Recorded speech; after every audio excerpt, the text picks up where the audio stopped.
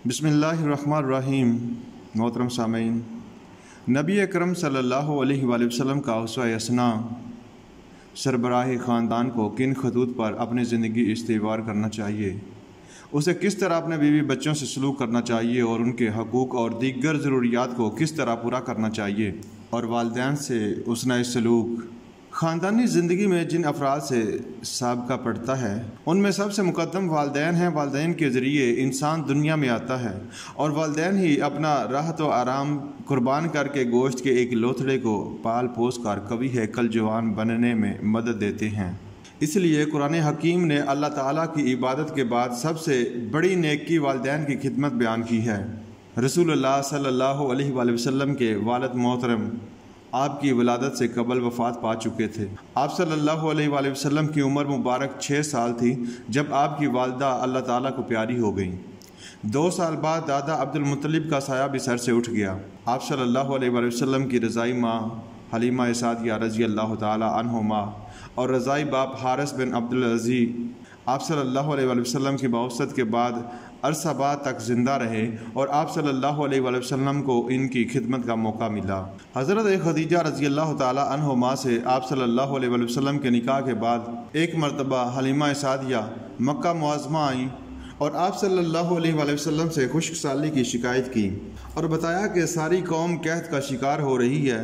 ये सुनकर आप सल्लल्लाहु अलैहि वसल्लम ने हज़रत खदीजा रज़ी अल्लाह ताला अन्हा से इस बारे में गुफ्तगू की तो हज़रत खदीजा रज़ी अल्लाह ताला अन्हा ने 20 बकरियां और सवारी के लिए एक ऊँट देकर हलीमा सादिया को रुखसत किया।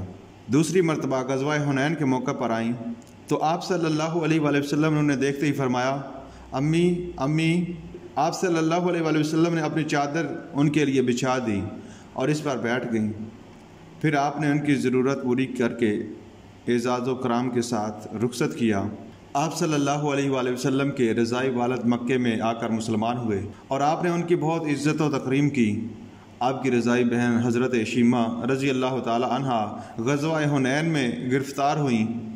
उन्हें आप सल्लल्लाहु अलैहि वसल्लम के सामने लाया गया तो आपने उनके बैठने के लिए अपनी चादर बिछा दी और फरमाया कि अगर चाहो तो इज़्ज़त व शफ़क़त से मेरे पास क़याम करो और अगर अपनी कौम में जाना चाहो तो तुम्हें बाहिफ़ाज़त पहुँचा दूँ।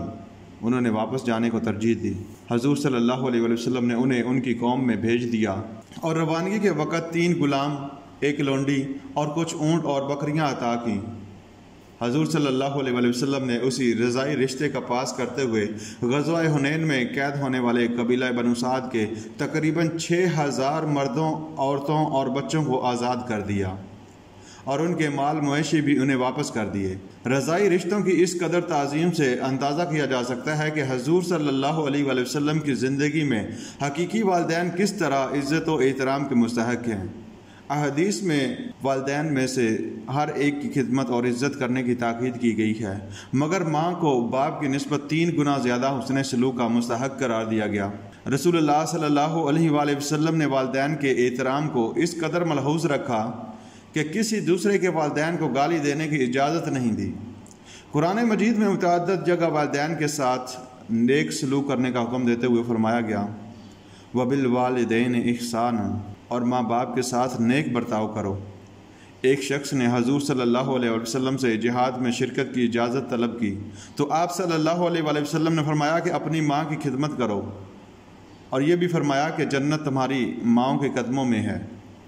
एक शख्स ने हजूर सल्लल्लाहु अलैहि वसल्लम की खिदमत में शिकायत की कि उसका वालिद उसका माल लेना चाहता है तो आपने इरशाद फरमाया, अंता व मालुका ले आबीका, तू और तेरा माल दोनों तेरे बाप के हैं। इस रवायत से ये साबित होता है कि माँ बाप का नफ़क़ा वाजिब है, ख्वाह वो मुसलमान हों या गैर मुस्लिम, ख्वाह काम करने की ताकत रखते हों या ना।